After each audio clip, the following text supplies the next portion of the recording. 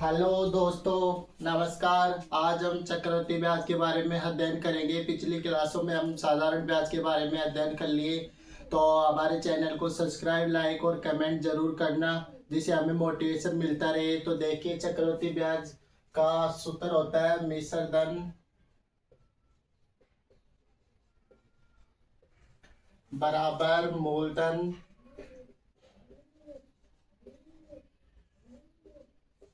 One plus दर upon 100 T. ये formula होता है। वैसे अपन क्वेश्चनों में फॉर्मूला का यूज नहीं करेंगे, केवल बेसिक से हल करने की कोशिश करेंगे। लेकिन ये इसका फॉर्मूला होता है मिश्रधन बराबर मूलधन 1 + 10 अपॉन 100 फिर घात में टी समय। ये फॉर्मूला होता है। अब इसको देखिए,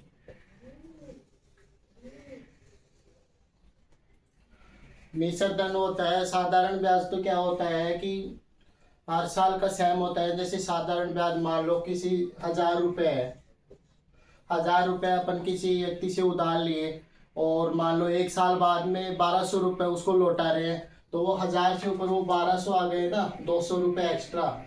तो वो ये साधारण ब्याज है। अब जैसे तीसरे साल इसमें ज़्यादा 300 1300 लुटाए तो 300 हो गया, तो इसके भी ब्याज लग गया, 1300 हो गया। तो ये जिसमें ब्याज लगकर जुड़ जाता है ना, कड़ी से कड़ी बन जाती है, उसको बोलते हैं अपन मिश्रधन, मतलब ब्याज के ऊपर ब्याज लगना। जैसे क्वेश्चन देखिए,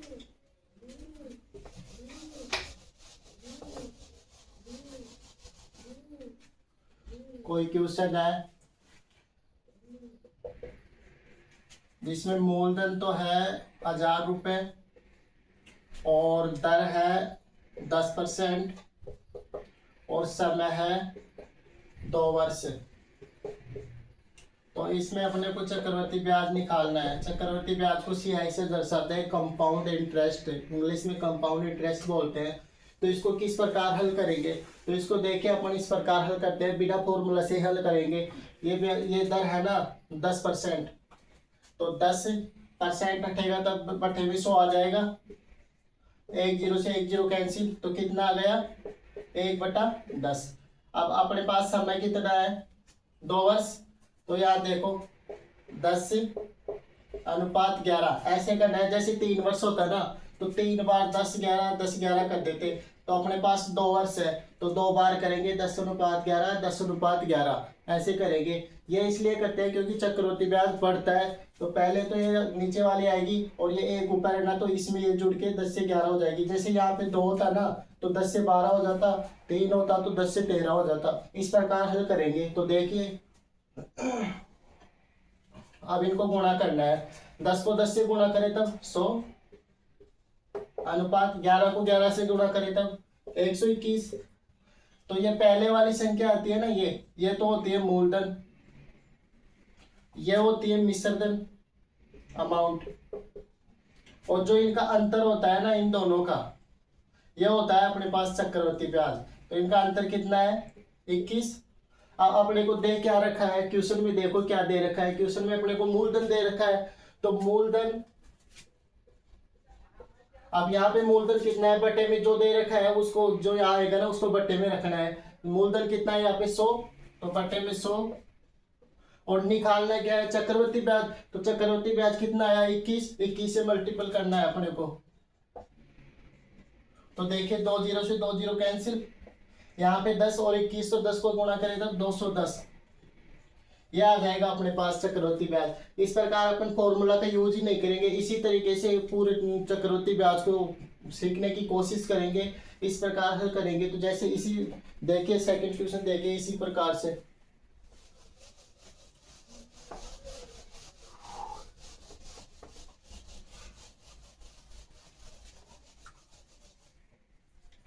मान लो कोई दूसरा क्वेश्चन है, 2000 रुपये तो मूलधन है ना, और दर अब की बार मान लेते हैं 20% मान लेते हैं। दर दर ले लो 20% और समय ले लो 3 वर्ष।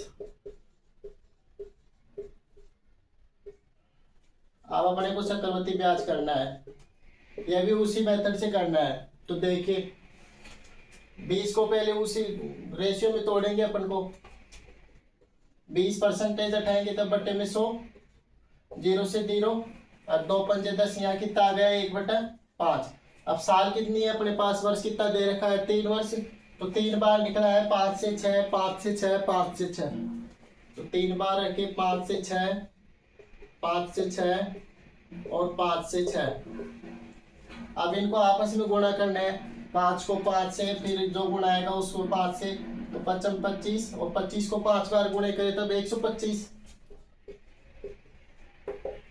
6 को 6 से गुणा करें तब 36, और 36 को 6 से गुणा करें तब 216।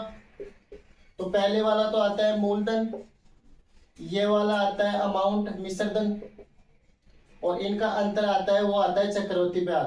तो 216 और 125 का अंतर कितना होगा, 1 9 91 हो जाएगा।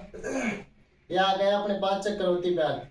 अब अपने को जो क्वेश्चन में देखे रहता है ना, जैसे यहाँ पे मिश्रधन दिया हुआ होता तो अपन मिश्रधन का भाग लगाते, मूलधन दिया हुआ होता है तो मूलधन का भाग लगाएंगे, और जैसे मान लो कोई क्वेश्चन में चक्रवर्ती ब्याज दिया होता है तो चक्रवर्ती ब्याज का भाग लगाएंगे। तो अपने पास दे रखा है मूलधन, तो मूलधन कितना दे रखा है 2000, 2000 में भाग यहाँ पे कितना है मूलधन 125, 125 का भाग लगाएंगे, और अपने को ज्ञात करना है चक्रवर्ती ब्याज, तो चक्रवर्ती ब्याज से गुणा करना है 91। तो इनको सोल्व करना है और चक्रवर्ती ब्याज आ जाएगा अपने पास। देखिए सोल्व इस प्रकार करते हैं, जैसे 5 से कर लेते हैं, 5 दूना 10, 5 25, 5 चौका 20, फिर एक बार 5 से और कर लेते हैं, 5 25, 5 7 35, 5 8 40, 0 और 5 एकम 5, 5 6 30, 16 आ जाएगा। इसको काटेंगे ना तब 16 आ जाएगा, और 91 से मल्टीपल करना है, तो 16 को और 91 को गुणा करेंगे ना तो वो आ जाएगा 6 1 6 नाम 54, और 1 5 को 5 16 की 5, 5 और 9 14। इसमें आ जाएगा अपने पास CI 1456। एक टाइप तो ये होती है, इस वाले टाइप को ऐसे करना होता है, ये परसेंटेज होती है ना दर को बस यहाँ पे परसेंटेज उठाना है, बटे में 100 लगाना है, और इसको हल करके जो यहाँ पे आएगा ना उसको जितनी ईयर दे हुई होते हैं उतनी बार रखना है, 1 बढ़ा के। यहाँ पे अगर यहाँ पे 2 आ जाता, मान लो ऐसे यहाँ पे आ जाता 3/5, तो अपन बढ़ा के कितना लिखते 5:8, 3 बार 5:8, 5:8, 5:8 ऐसे लिख लेते, और फिर इसको सोल्व कर लेते। अब नेक्स्ट टाइप देखिए,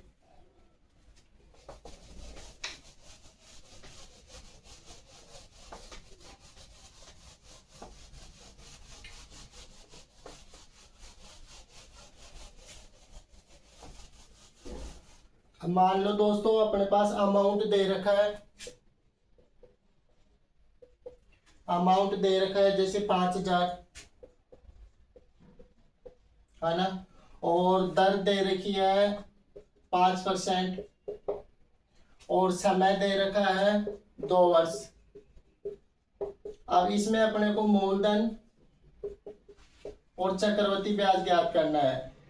तो ये वाला क्वेश्चन किस प्रकार हल करेंगे, तो देखिए वही तरीका करना है जो पहले वाले क्वेश्चनों में कर रहे हैं, वैसे ही करना है। पूरे टोटल क्वेश्चनों में वो एक ही मेथड अपनाना है अपने को, जिससे अपन कंफ्यूज भी नहीं होंगे, और एक ही मेथड से पूरे क्वेश्चन सोल्व हो जाएंगे। तो देखिए 5% हटाएंगे जब बटा में 100, अब इसको काटेंगे 5 एकम 5, 5 दूना 30, 1/20 आ जाएगा। अब वर्ष कितना दे रखा है 2, तो 2 बार इसको ऐसे लिखना है 20 से 21,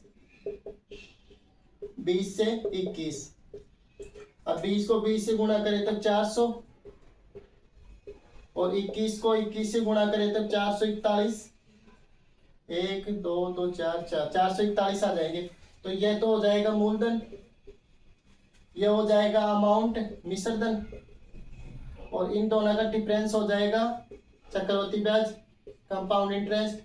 अब देख लें अपने को क्वेश्चन में क्या दे रखा है अमाउंट, तो अमाउंट दे रखा है 5000, अमाउंट यहाँ पे कितना है 441, 441। अब अपने को मान लो पहले अगर मूलधन निकालना है तो 400 से गुणा करेंगे, चक्रवर्ती ब्याज निकालना है तो 41 से गुणा करेंगे, पहले चक्रवृद्धि ब्याज निकाल लेते हैं, तो 41 से मल्टीपल कर देते हैं इसको। अब इसको काट पीट के जो सॉल्यूशन आएगा ना वो ही अपना चक्रवृद्धि ब्याज आ जाएगा। और अगर यहाँ चक्रवृद्धि है इसको तो हल करेंगे तब चक्रवृद्धि ब्याज आ जाएगा। और मान लो मूलधन निकालते तो दिया हुआ है 5000, अमाउंट कितना आया यहाँ पे 441। तो अब अपने को क्या निकालना है, मूलधन कितना है इसमें 400, तो मूलधन से मल्टीपल कर देंगे। अब इसको हल करेंगे तो अपने पास मूलधन आ जाएगा। अब मान लो अगर मूलधन ऐसे भी निकाल सकते हैं, जैसे मान लो या तो मूलधन निकाल ले पहले या चक्रवृद्धि ब्याज निकाले। अगर चक्रवृद्धि ब्याज निकालेंगे तो मान लो यहाँ पे कुछ भी आ गया, चक्रवृद्धि ब्याज x आ गया है ना, इसको हल करेंगे, मान लो कुछ भी आ गया जैसे x आ गया, तो अमाउंट कितना है 5000 और x आ गया अपने पास ये चक्रवृद्धि ब्याज, तो मूलधन आ जाएगा। साधारण ब्याज में अपन ने एक सूत्र पढ़े थे, मिश्रधन बराबर मूलधन प्लस ब्याज, ये साधारण ब्याज में देखे थे अपन। तो अब देखें अपने पास जैसे ये मिश्रधन आ गया और मूलधन ये चक्रवृद्धि ब्याज आ गया x, तो ब्याज कैसे निकलेगा, मिश्रधन में से मूलधन निकालेंगे तो ब्याज बच जाएगा। तो 5000 में से x निकालेंगे तब अपने पास आ जाएगा ये ब्याज। इस प्रकार करना है, ये क्वेश्चन इस प्रकार करना है, इसको आप हल कर लेना, देखना आराम से हो जाएगा। अब सेकंड क्वेश्चन देखते हैं। अब मान लो अपने को दूसरा क्वेश्चन दे रखा है,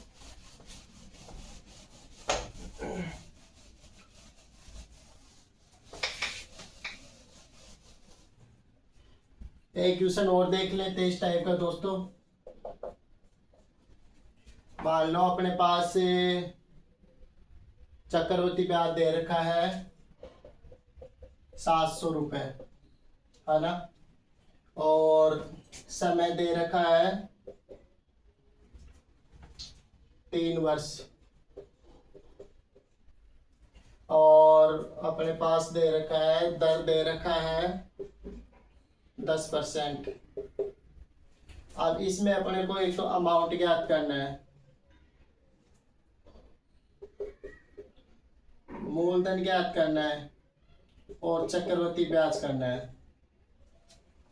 ये तीनों मान इसमें इससे ज्ञात करना है। तो देखिए इससे कैसे ज्ञात करेंगे, अगर अपन इसको सूत्र में रखते हैं ना तो सूत्र से तो ये बहुत लंबा हो जाता है, वो मल्टीपल करने में भी एक प्लस फिर दर लगाएंगे 10/100, फिर इसका अलग उत्तम लेंगे, समय कितना है 3, फिर 110 ऐसे कुछ आ जाएगा, फिर काटेंगे पीटेंगे फिर जाके आएगा। वैसे अपने वाले तरीके से बिल्कुल शॉर्ट तरीके से आ जाएगा। अब देखिए इसको हल करेंगे 10/100, 0 से 0 कितना आ गया 1/10, या गया 1/10। अब अपने पास समय कितना दे रखा है 3 वर्ष, तो 1/10 को 3 बार करेंगे, 10 से 11, 10 से 11, 10 से 11। 2 वर्ष होता है तो 2 बार कर लेते हैं, 5 वर्ष होता है तो 5 बार कर लेते हैं। वैसे एग्जाम में 3 वर्ष से ज्यादा नहीं आता, क्योंकि फिर इसमें टाइम ज्यादा लगता है अगर वैसे करेंगे तो ज्यादातर 2 वर्ष या 3 वर्ष ही आता है, इससे ऊपर नहीं आता। तो देखिए 10 को गुणा करेंगे तब 1000 आ जाएगा, और इसको गणना करेंगे तब 121 को 11 से मल्टीपल करेंगे तब कितना आएगा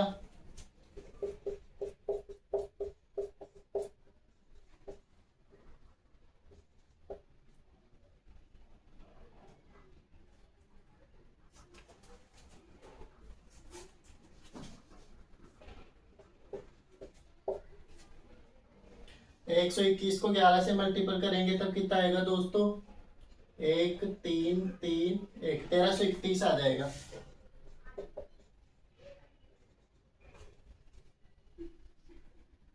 है ना, 1331 आ जाएगा ये। अब देखो पहले वाला मान क्या होता है, मैंने क्या बताया था, पहले वाला मूलधन, इधर वाला होता है मिश्रधन अमाउंट, और इन दोनों का डिफरेंस कितना होता है चक्रवृद्धि ब्याज।